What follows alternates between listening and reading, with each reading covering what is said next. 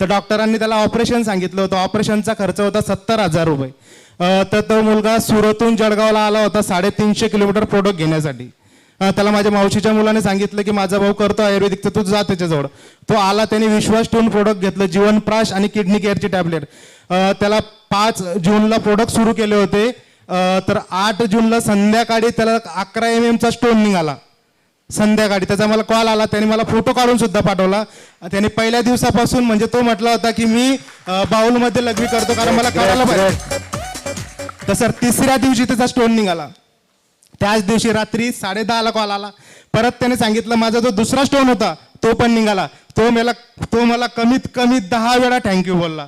आणि सर म्हणजे याच्यापेक्षा जास्त अचिव्हमेंट, जास्त आशीर्वाद काय पाहिजेत की आज पेशंट लोक, सर माझा जर विचार केला तर शिक्षण झालंय फक्त 8वी पास.